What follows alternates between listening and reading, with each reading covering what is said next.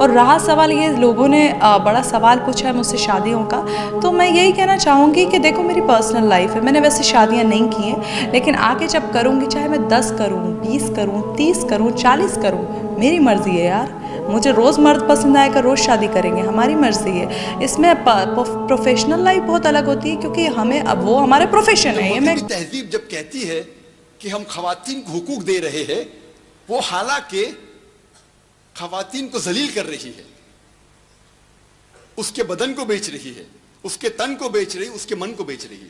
یہ مغربی تہذیب جب کہتی ہے کہ ہم عورتوں کا درجہ اونچا کر رہے ہیں، وہ حقیقت میں آرٹ اور کلچر کے آڑ میں خواتین کو گھر کی زینت بنانے کے بدلے بازار کی زینت بنا رہے ہیں۔ اسلام نے 1400 سال پہلے خواتین کو اپنے حقوق دی،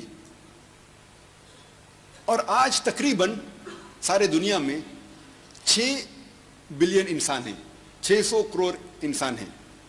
اس میں سے تقریباً 1.3 بلین 130 کروڑ مسلمان ہیں الحمدللہ، اور کئی مختلف مسلم سوسائٹی ہے، مسلم معاشرے ہے۔ ہمیں اسلام میں خواتین کے حقوق کو جاننے کے لیے یہ نہیں دیکھنا چاہیے کہ مسلمان کیا کر رہے ہیں یا مسلم معاشرہ کیا کر رہا ہے۔ ہمیں اسلام میں خواتین کے حقوق کو جاننے کے لیے یہ تحقیق کرنا چاہیے کہ اسلام میں بنیاد جو ہے، اسلام کی بنیادی چیزیں جو قرآن اور صحیح حدیث ہے، وہ اسلام میں خواتین کے بارے میں کیا کہتی ہے۔ اگر ہمیں جاننا چاہیے کہ اسلام میں خواتین کے حقوق کیا ہے، ہمیں یہ دیکھنا چاہیے کہ قرآن اور صحیح حدیث خواتین کے بارے میں کیا ذکر کرتی ہے۔ اور ہم دیکھتے ہیں اکثر علماء میں اختلاف ہے، خصوصاً خواتین کے حقوق کے بارے میں۔ اس کی وجہ ہے کہ کئی لوگ قرآن کی ایک آیت کا حوالہ دیتے ہیں اور باقی سب آیتوں کو بھول جاتے ہیں، ایک حدیث کو پیش کرتے ہیں اور باقی سارے حدیثیں محمد صلی اللہ علیہ وسلم کی بھول جاتے ہیں۔ ہمیں قرآن کو پورے مکمل طور سے پڑھنا چاہیے، اور جب کوئی فتویٰ دیتا ہے تو قرآن کی ساری آیتوں کو نظر رکھتے ہوئے فتویٰ دینا چاہیے۔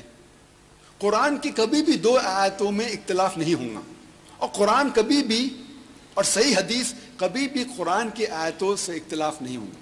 قرآن اور صحیح حدیث میں کبھی بھی اختلاف نہیں ہوگا۔ اگر ہم قرآن کو مکمل طور سے پڑھیں گے اور سمجھ کے جواب دیں گے تو انشاءاللہ یہ اختلاف دور ہو جائے گا۔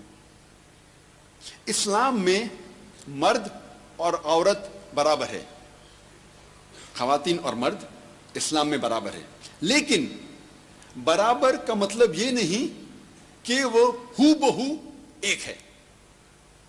اسلام میں عورت اور مرد برابر ہے، لیکن برابر کی معنی یہ نہیں کہ ہو بہو ایک ہے، کیونکہ اللہ سبحانہ و تعالیٰ نے مرد اور عورت کو فزیکلی ڈفرنٹ بنایا ہے، فزیولوجیکلی ڈفرنٹ بنایا، علیحدہ بنایا ہے، بایولوجیکلی الگ بنایا ہوا ہے، مینٹلی الگ بنایا ہے۔ Depending upon the mental status, the physical status, the biological status, جس طریقے سے اللہ سبحانہ و تعالیٰ نے بایولوجیکلی، فزیکلی، میڈیکلی خواتین اور مرد کو علیحدہ بنایا ہے، اسی طریقے سے ان کے حقوق پیش کیے ہیں۔ Over all men and women are equal, but equality does not mean identicality۔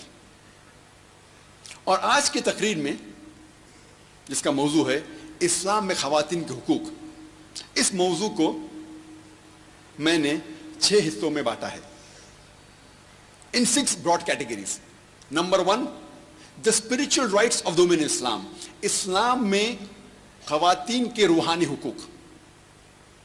the economic rights of women in Islam۔ اسلام میں خواتین کے معاشی حقوق۔ the social rights of women in Islam۔ اسلام میں خواتین کے معاشرتی حقوق۔ the educational rights of women in Islam۔ اسلام میں خواتین کے تعلیمی حقوق۔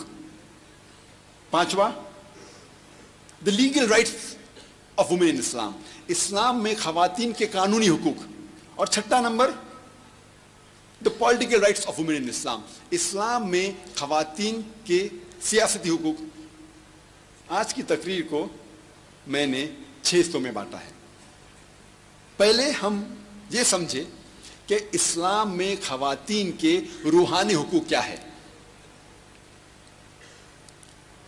مغربی ممالک یہ کہتے ہیں کہ اسلام میں خواتین جنت میں جا ہی نہیں سکتی. اسلام میں خواتین کے لیے جنت ہے ہی نہیں. اس کا جواب ایک قرآن مجید کے آیت سے دیا جا سکتا, صرف ایک آیت سے. اللہ تعالیٰ فرماتے ہیں سورہ نساء میں سورہ نمبر 4 آیت نمبر 124 میں, وَمَن يَعْمَلْ مِنَ الصَّالِحَاتِ مِنْ ذَكَرٍ وَأُنثَىٰ وَهُوَ مُؤْمِنٌ فَأُولَٰئِكَ يَدْخُلُونَ الْجَنَّةَ وَلَا يُظْلَمُونَ نَقِيرًا. جس کے معنی ہے اگر کوئی بھی انسان اچھے اعمال کرتا ہے, عمل صالحات کرتا ہے, چاہے وہ عورت ہو یا مرد ہو, اور اگر اس کے پاس ایمان ہے تو وہ انشاءاللہ جنت میں جائیں گا, اور اس کے ساتھ کوئی بھی ناانصافی نہیں ہوں گی. اللہ تعالیٰ دوبارہ کہتے ہیں سورہ نحل میں سورہ نمبر 16 آیت نمبر 97 میں کہ اگر کوئی بھی شخص اچھے اعمال کرتا ہے اور اگر اس کے پاس ایمان ہے, اس کے ساتھ کوئی بھی ناانصافی نہیں ہوئیں گی اور اس کو اس کا اجر ملے گا. یہ آیتوں سے صاف ظاہر ہے کہ جنت مرد کے لیے بھی عورت کے لیے بھی, لیکن ان کے پاس ایمان ہونا چاہیے اور اچھے اعمال ہونا چاہیے, تو انشاءاللہ وہ جنت میں جائیں گے. اللہ تعالیٰ فرماتے سورہ نساء میں سورہ نمبر 4 آیت نمبر 1 میں, یا ایھا الناس اتقوا ربکم الذی خلقکم من نفس خلق منہا زوجہا. اے انسانوں, اللہ سبحانہ و تعالیٰ کی عبادت کرو, اور اللہ نے آپ کو ایک نفس سے بنایا ہے اور اس سے بنایا ہے اس کا جوڑا. مطلب روحانی طور پہ عورت اور مرد یکساں ہے. اللہ تعالیٰ فرماتے سورہ فاطر میں سورہ نمبر 42 آیت نمبر 11, فاطر السماوات والارض جعل لکم من انفسکم ازواجا, جس کے معنی ہے کہ اللہ سبحانہ و تعالیٰ نے اپنی نشانیوں میں سے یہ آسمان بنائے ہیں اور یہ دھرتی بنائی ہے, اور آپ لوگوں کے لیے آپ کی جیسی جوڑی بنائی ہے. مطلب مرد اور عورت کی جوڑی یکساں ہے. Spiritually man and woman equal in اسلام.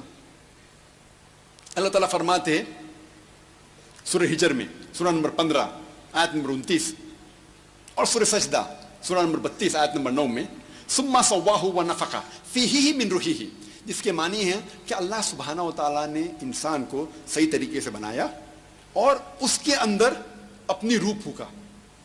روح پھونکنا کے معنی یہ نہیں جس طریقے سے دیگر مذاہب میں ہے پینتھیزم یا اوتار. جب اللہ تعالیٰ ذکر کرتے قرآن مجید میں کہ اللہ نے اپنی روح پھونکا انسان میں, اس کا مطلب ہے کہ انسانوں میں, مرد اور عورت میں, دونوں میں اللہ سبحانہ و تعالیٰ کے بارے میں علم ڈالی. دونوں میں, مرد میں بھی اور عورت میں بھی. اللہ تعالیٰ فرماتے سورہ اسراء میں سورہ نمبر 17 آیت نمبر 70 میں, وَلَقَدْ كَرَّمْنَا بَنِي آدَمَ, اللہ سبحانہ و تعالیٰ نے سارے بنی آدم کے اوپر کرم فرمایا.